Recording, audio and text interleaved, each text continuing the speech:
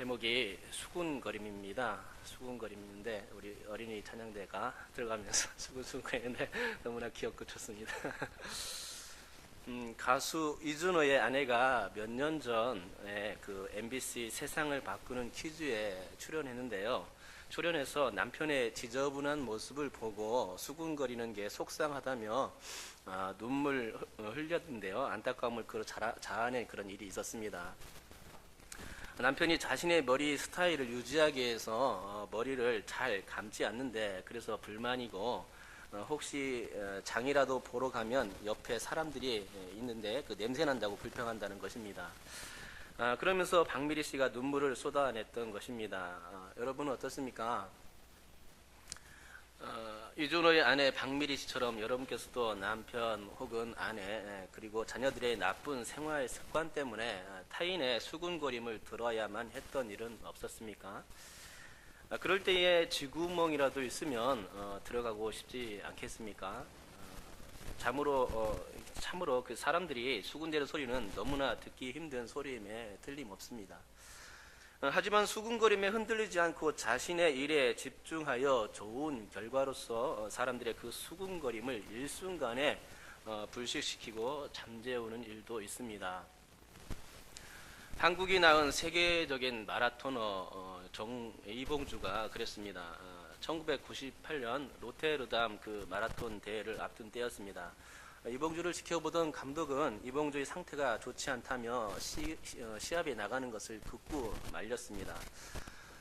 주위에서도 성적이 안 나올 텐데 굳이 출전하려는 그 이유를 모르겠다면서 사람들이 수군거렸습니다. 그런데 이봉주는 왠지 모를 자신감에 고집을 부렸고 결국 대회에 참가하고 말았습니다. 사람들이 틀릴 수 있다는 것을 보여주기 위해서 그랬다는 것입니다. 그런데 정말로 어떤 일이 벌었습니까? 이봉주의 생각이 맞아 들어간 것입니다. 모든 사람들의 그 수군거림을 뒤로하고 로테르담 그 마라톤 대회에서 2시간 7분대에 진입하는 기록을 세웠던 것입니다. 이와 같이 이봉주 선수는 사람들이 안 된다는 그 수군거림을 제쳐놓고 자신의 의지를 앞세워서 안 될 것 같은 그 일을 해냈다는 것이지요. 수군거린다는 것은 상대가 알아듣지 못하도록 작고 낮은 목소리로 이야기하는 상태를 가리킵니다. 그러게 사람들이 모여서 수군거린다는 것은 좋은 이야기를 하는 것이 아닐 때가 많습니다. 좋지 않은 이야기이기 때문에 조용히 이야기하고 안 들리게 이야기하는 것이 특징입니다. 오늘 본문에서도 수군거리는 소리가 들리고 있습니다. 사람들이 모여서 수군수군 속닥속닥 거렸습니다. 그 7절 한번 우리 다 같이 한번 읽어보겠습니다. 7절 읽겠습니다. 시작. 무사람이 보고 수군거려 이르되 저가 죄인의 집에 유하러 들어갔도다 하더라. 아멘. 누구 때문에 수군거렸다고 말씀하고 있습니까? 예수님 때문이었습니다. 하지만 수군거림의 1차 대상은 사실은 키 작은 그 삭개오였습니다. 여러분, 키가 작아 돌 무화과 나무에 올라가야 할 정도라면 그 때문에 충분히 수군거릴 이유가 되지 않겠습니까? 삭개오는 키가 작아 예수님을 보려고 돌 무화과 나무에 올라가야만 했습니다. 하지만 삭개오의 키가 그토록 작은 것은 수군거릴 만한 그런 내용은 사실은 아닙니다. 그러면 그들을 수군거리게 만든 출발점은 과연 어디서부터입니까? 삭개오는 키가 작은 컴플렉스가 있었습니다. 하지만 그보다 더 치명적인 약점이 있었습니다. 그의 치명적인 약점이란 그가 매국노였다는 사실입니다. 조선시대 나라를 일본에 팔아먹은 이완용을 여러분들은 기억하실 것입니다. 이완용 하면은 매국노라는 이름이 붙어 있지요. 매국노라고 우리는 이완용을 생각하는데 삭개오가 바로 그런 인물이었다는 것이죠. 그는 세리장으로서 세금을 징수하는 일을 맡아 했습니다. 백성들의 그러면서 등골을 빼먹은 존재인데 로마의 앞잡이 역할을 했던 것이죠. 정한 세금 외에 추가로 더 징수하여서 자신의 몫으로 그것들을 다 챙기다 보니 거부가 되었던 것입니다. 2절 말씀은 바로 그것을 알려주고 있는 것이지요. 삭개오가 세리장이요 부자, 이 부자라고 말하는 이유가 바로 거기에 있었습니다. 그러나 여기까지는 사람들이 다 알고 있었던 이야기이고 아직 수군거릴 정도의 이야기는 아니었습니다. 그냥 그것은 다 아는 것이기에 단지 쉬쉬하는 이야기 정도였을 뿐입니다. 그렇다면 진짜 수군거림의 내용은 무엇일까 했을 때 그것은 선하게만 보였던 예수께서 민족의 원수와 같이 여겨지는 그 삭개오의 집에 들어갔다는 것, 그것 때문이었었죠. 사람들은 죄인이자 매국노인 삭개오의 집에 왜 예수님이 들어가느냐며 그때부터 수군거렸던 것입니다. 그러면 당시의 수군거림을 상상해 보도록 하겠습니다. 먼저 사람들은 예수님이 여리고성에 들어서는 것을 보고 놀라기 시작했을 것입니다. 예수님의 명성을 일찍이 들었던 터라 여리고 사람들은 예수님을 보기 위해 몰려들었습니다. 상상이 되십니까? 많은 사람들이 예수님을 보기 위해서 찾아왔고 웅성대기 시작했던 것이죠. 사람들이 모여들자 예수님께서 거기에 모인 많은 군중들을 향하여서 이제 가르침을 시작하였을 것입니다. 그러는 가운데 세리장 삭개오도 이 소식을 전해 들었지요. 그리고 전해 듣고 예수님을 한번 만나보고자 이제 찾아오게 된 것입니다. 하지만 예수님을 만날 수가 없었습니다. 왜 그렇습니까? 키가 작았기 때문입니다. 그래서 무화과 나무가 보여서 그 나무에 올라갔던 것이죠. 그런데 때마침 예수님의 눈이 삭개오의 눈과 마주쳤습니다. 삭개오는 예수님이 자신을 응시하고 있음을 즉시로 깨달을 수 있었습니다. 그리고 이어지는 예수님의 말씀이 들려옵니다. 삭개오야, 속히 내려오라. 내가 오늘 너의 집에 들어가 쉬어야 하겠다라고 말씀하셨죠. 그러니 갑자기 사람들의 시선이 삭개오를 보았다가 다시 눈을 돌려 예수님을 보았다가 시선을 왔다 갔다 이제 고정 못하고 이렇게 시작한 거죠. 왜냐하면 선한 예수님과 죄인 삭개오가 서로 매치가 잘 되지 않았기 때문입니다. 당시 세리는 창기와 같은 존재였습니다. 죄인 중에 괴수로 여겨졌습니다. 어디로 보나 세리는 죄인이었던 것입니다. 죄인의 딱지를 뗄 수 없는 것이 세리고 또 세리장이었던 것이죠. 삭개오는 세리 중에서도 대장, 세리장이었던 것입니다. 그러기에 세리장 삭개오를 보면 더러운 생각이 들 수밖에 없었습니다. 그런 자와 옆에 같이 나란히 있는 것 자체가 더러운 그런 것이었습니다. 어찌 죄인과 같이 유할 수 있다는 말인가 라는 생각이 유대인들의 그 생각 저변에 깔려 있었던 것입니다. 세리와 같은 죄인들과 함께 하는 일은 부정을 타는 일 그 자체였습니다. 그런데 그렇게 죄인의 얼굴을 하고 부정하여 더럽기가 짝이 없고 백성의 피를 빨아먹는 매국노인 그런 자와 예수님이 같이 할 수 있겠는가 하는 것이죠. 당시의 관점에서 볼 때 그것은 참으로 이해가 되지 않는 일이었음에 틀림없습니다. 그러게 사람들이 사이에서 이런 이야기까지 오고 갔을 것입니다. 예수가 겉으로는 선한 척하면서도 사실은 그렇지 않구나. 저것 봐라, 어찌 선한 사람이 죄인의 집에 들어갈 수 있는가 라면서 이는 필시 그에게서 무엇인가 얻을 게 있을까 하여 그러는 것일 거야 라는 생각이 말들이 오고 갔을 거란 사실이죠. 그러니까 삭개오를 욕하다가 동시에 예수님까지 싸잡아서 도매금에 넘겨버리는 일이 벌어졌던 것입니다. 그것이 이 상황을 지켜본 자들의 생각이었습니다. 즉 삭개오를 향하던 공격적인 행동이 예수님께로 향했음을 볼 수 있는 것이죠. 이처럼 사람들의 수군거림은 정상적인 사람을 아주 비정상적인 사람으로까지 만들어버리는 힘이 있습니다. 세상자가 했던 일을 부풀린다거나 그와 동행했던 죄 없는 사람들까지도 싸잡아 드리게 됩니다. 그뿐만 아니라 그렇게 수군거리는 소리를 듣는 동안 나는 정신적으로나 육체적으로나 피폐해질 대로 피폐해진다는 것입니다. 더군다나 오늘날은 디지털 사회이다 보니 댓글이니 페이스북 등의 정보를 통해서 비난의 글들이 올라가지 않습니까? 그렇게 올라가면 그런 정보를 이용하는 수많은 사람들을 통해서 피해는 아주 극대화된다는 것이죠. 한번 방송을 탄다든가 신문이나 인터넷 등의 자신과 관련된 일들이 보도되기라도 하면 일파만파의 현상이 빚어지는 것입니다. 수많은 사람들이 수군거림을 들어야 하고 그것을 감당해내야 하는 일이 벌어지는 것입니다. 땅콩 회항으로 잘 알려진 조연아 씨의 경우가 그렇습니다. 법정에 올라온 카톡 내용을 보면 이렇습니다. 헐, 완전 미친 X이네. 내가 보기엔 별로 잘못한 거 없어 보이는데 헐 진짜 내린다. 진짜 붙이고 있어. 살다 보니 이런 경우 처음 봐. 출발 안 해? 저 여자 하나 때문에 몇 사람이 피해 보는 거야. 와우, 이제 출발한다. 땅콩 회항 사건 순간에 있었던 목격자가 친구에게 보낸 카카오톡 상황입니다. 이 내용에 보면 정상적인 의견도 있지만 하지 말아야 할 이야기도 섞여 있음을 보게 됩니다. X 하면서 이런 이야기들요. 문제는 이렇게 정상의 범위를 벗어나는 말들입니다. 왜냐하면 그런 말들은 그 사람들의 감정을 자극하거나 그런 말들이 또 다른 악성 댓글을 불러들이기 때문입니다. 악성 댓글의 성격은 맞장구를 치는 또는 다른 사람들을 줄지어 불러들인다는 점입니다. 그러다 보면 그 소리를 듣는 대상자는 그만 헤어나올 수 없는 궁지에까지 몰리게 되어버립니다. 어떨 때는 견딜 수 없어서 자신의 목숨을 포기하는 일도 벌어지곤 하는 것입니다. 그런데 이와 같은 수군거림의 일들은 현재 우리가 살고 있는 이 시대나 2000년 전에 예수님 당시나 별반 차이가 없어 보입니다. 차이가 있다면 수군거림의 전파 속도가 더 요즘은 빨라졌다는 것뿐일 것입니다. 그 외의 해악성은 여전하다는 것이죠. 여러분 혹시 여러 명이 모여서 어느 누구 하나에 대하여 수군거린 적이 있습니까?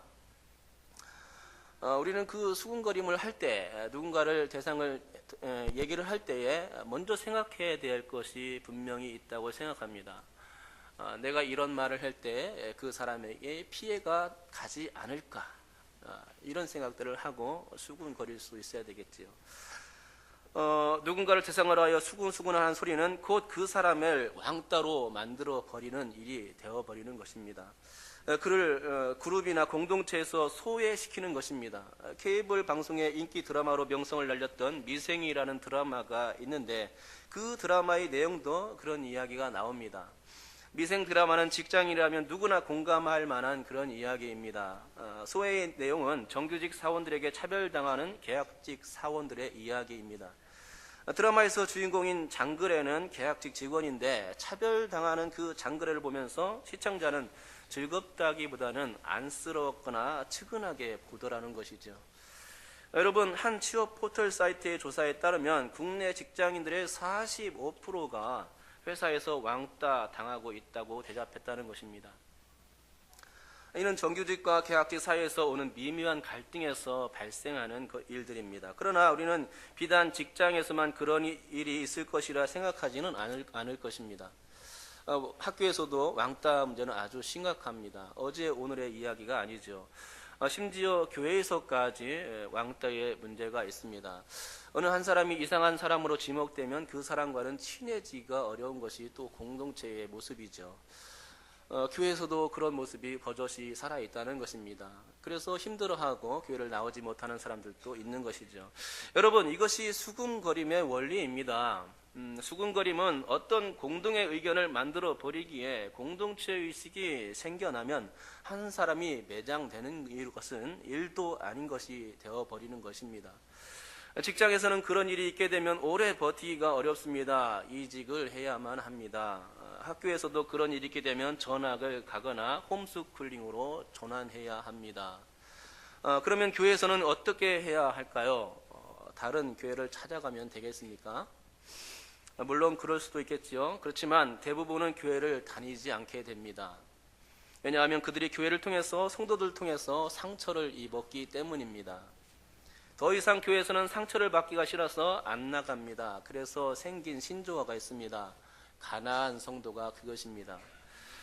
최근 가나안 성도가 부쩍 늘었다는 이야기가 있습니다. 가나안 성도는 가나안을 거꾸로 말해서 교회에 안 나가는 성도를 가리킵니다. 이렇게 성도들은 교회에서 상처를 받으면 다른 교회에 나가는 것이 아니라 가나안 성도가 되어버리는 것이죠. 그래서 문제인 것입니다. 그러기에 우리는 수군거림의 해악성을 인식할 필요성이 있습니다.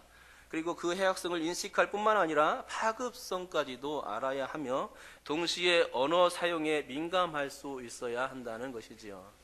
왜냐하면 그것이 한 사람을 살릴 수도 있고 죽일 수도 있는 문제가 되기 때문입니다. 교회는 어떻습니까? 사람을 죽이는 그 공동체입니까?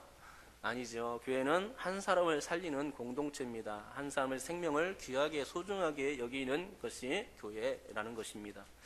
그렇기 때문에 우리 성도들이 우리가 말을 할 때 조심해야 하는 것이죠.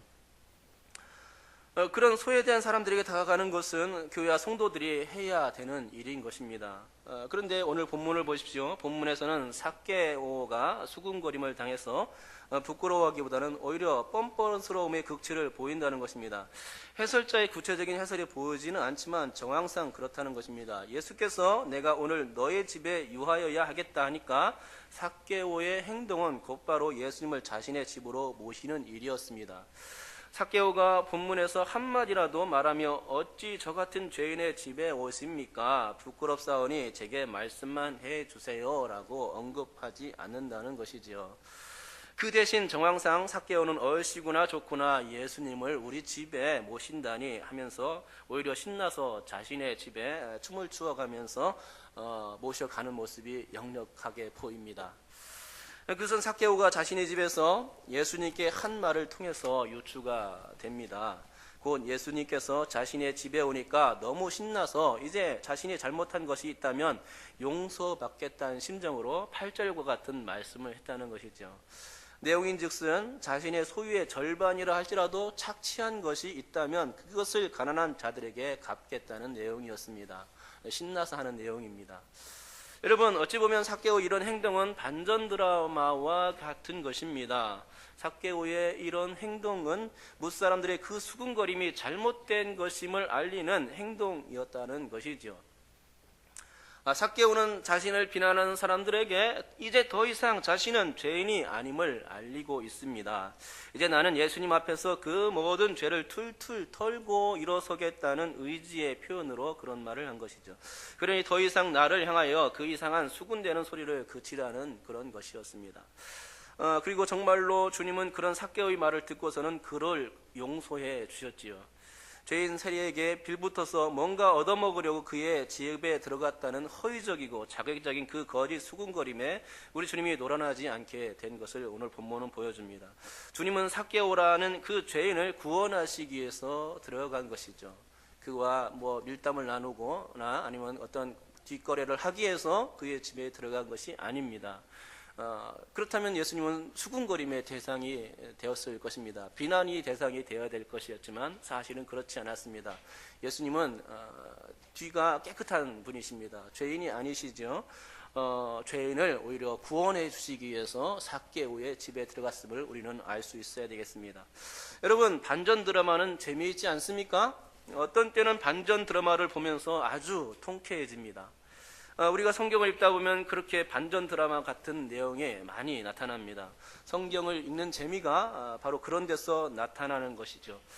복음서를 읽다 보면 예수님을 욕보이거나 넘어지게 하려고 함정 질문을 했던 데가 많습니다. 그런데 그때마다 오히려 예수님은 그들 자신이 난처해지는 상황으로 바꾸어 놓았죠.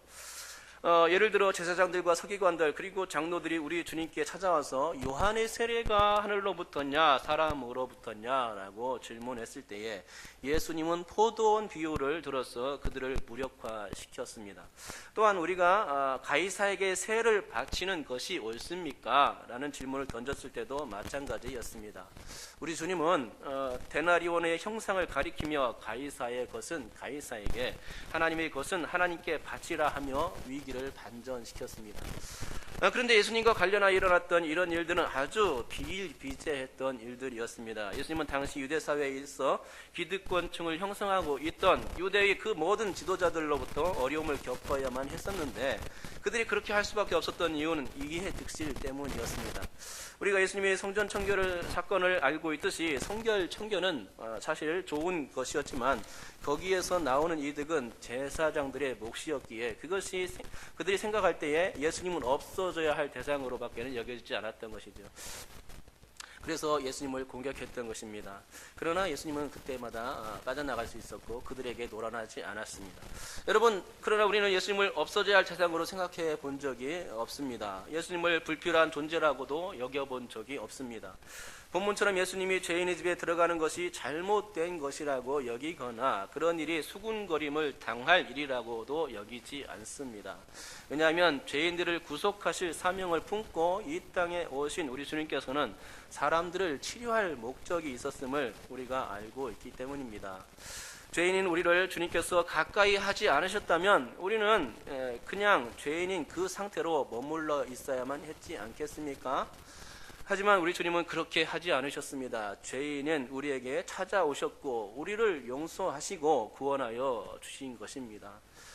그러기에 예수님의 찾아오심은 사람들을 수군거리게 할 만한 비난의 내용이 아닌 줄 믿으시기 바랍니다. 주님이 이 땅에 오신 이유는 죄인들의 친구나 악당 두목이 되기 위해서 오신 것이 아닙니다. 어떤 뒷거래를 위해서 온 것이 아니죠.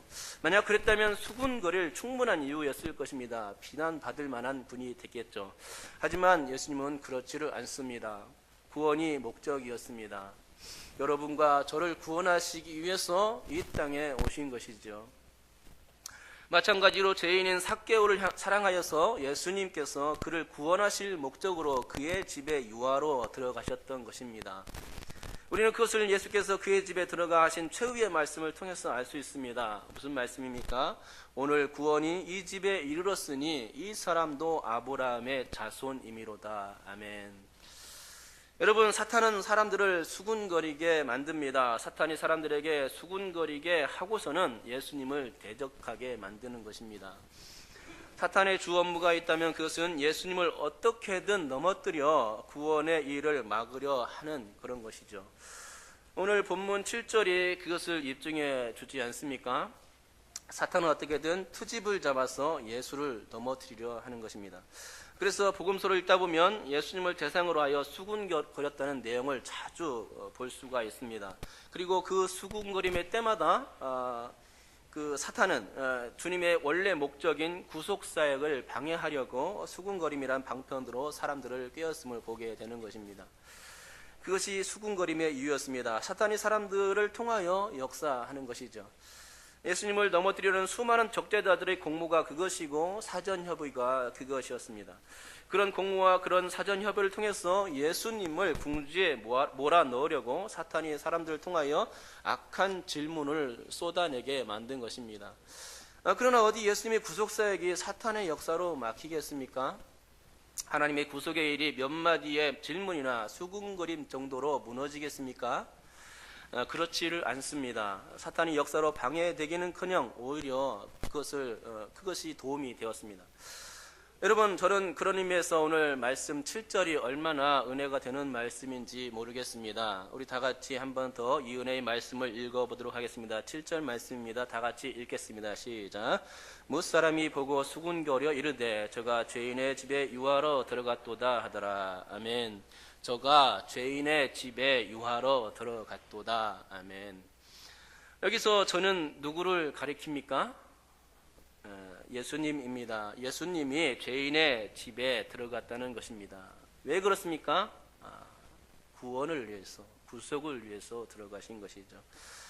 삭개오를 구원하시기 위한 주님의 뜻이 바로 거기에 있었습니다. 그러나 예수님이 죄인의 집에 들어갔다는 것은 당시의 상식선에서는 부끄럽고 창피한 일이었습니다.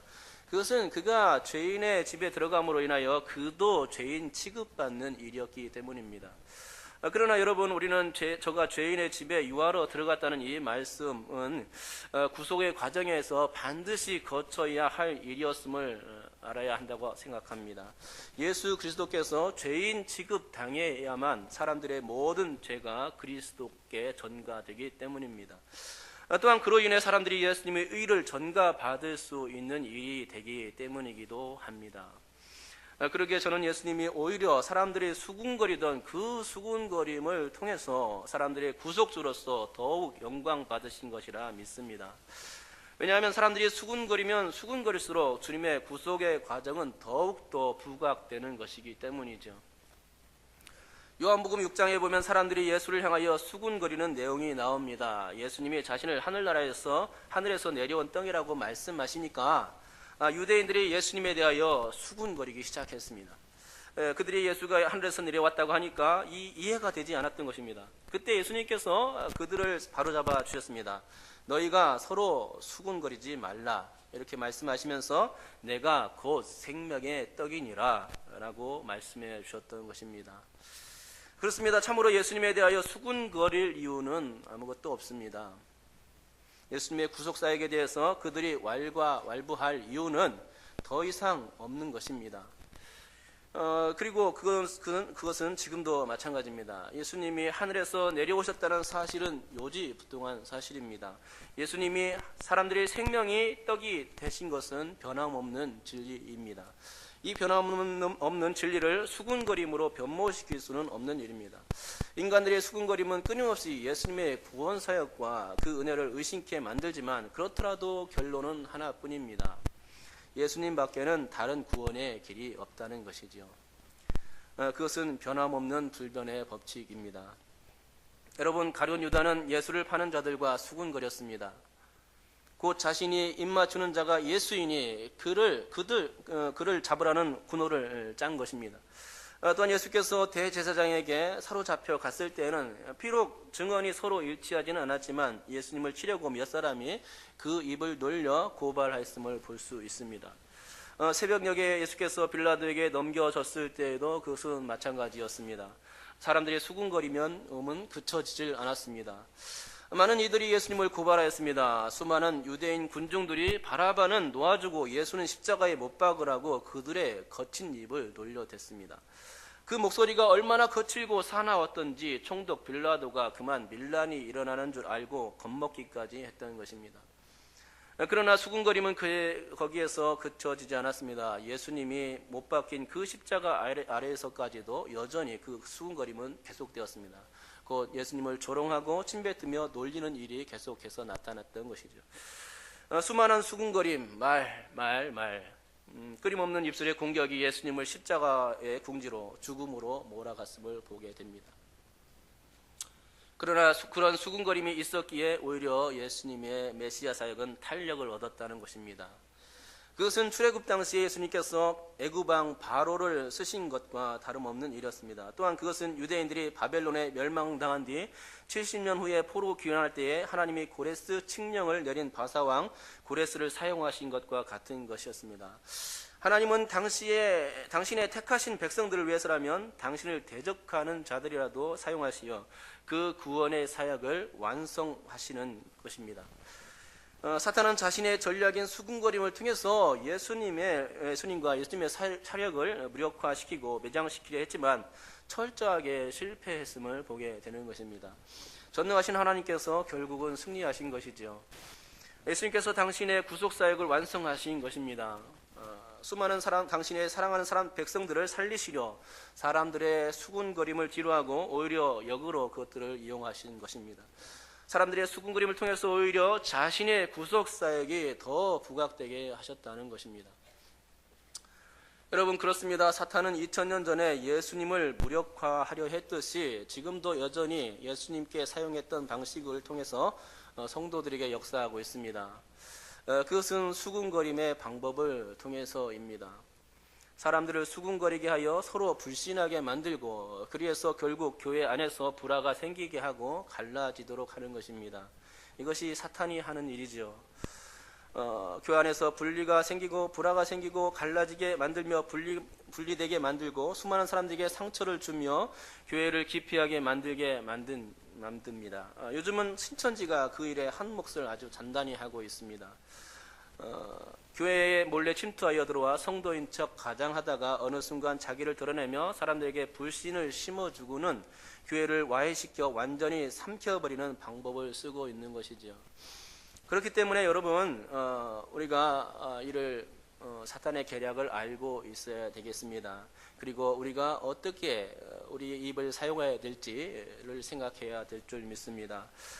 우리가 이렇게 수군거리 정체가 사탄으로부터 나온 생각이라는 것을 안 이상 우리는 이제 주 안에서 서로 하나 되는 일에 주목해야만 하지 될 것이라 생각하는 것이죠.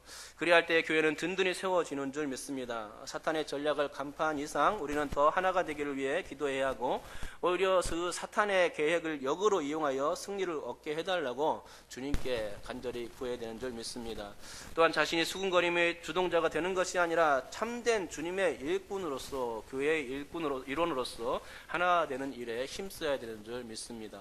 그러므로 오늘도 죄인을 구속하기 위해서 내 안에 들어와 구원을 이루시고 모든 수군거림을 물리치신 주님을 찬양하는 한 주간이 되시기를 주님의 이름으로 축복합니다.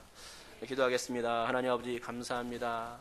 사람들을 비난할 때 우리는 성도로서, 크리스찬으로서, 그리스도인으로서 하나님 아버지 다시금 우리를 점검하고 이 말이 해야 될지 안 해야 될지 그것을 판단하게 하시고, 하나님 거룩한 말들을 우리가 할 수 있도록 인도하여 주시옵소서. 주께서 함께 하실 때 우리의 모든 하나님 아버지 삶 가운데서 우리의 입술을 잘 사용하게 도와주시옵시고, 하나님을 찬양하는 입술이 되게 하여 주시옵시고, 하나님께 영광 돌리는 그런 모든 일들이 우리 삶 가운데 있어서 하나님 아버지 우리 삶을 통해서 주님께 영광 돌리면서 우리 삶이 더욱더 주님께서 인정하실 만한 삶이 될 수 있도록 인도하여 주시옵소서. 교회 하나가 되기 위해서 힘쓸 수 있도록 인도하여 주시옵소서. 하나님 아버지, 우리 입술이 주님을 찬양하고 서로 사랑을 심어줄 수 있는 은혜로운 말을 감당할 수 있는 입술이 되게 하여 주시옵소서. 감사드리며 예수님의 이름으로 기도드립니다. 아멘.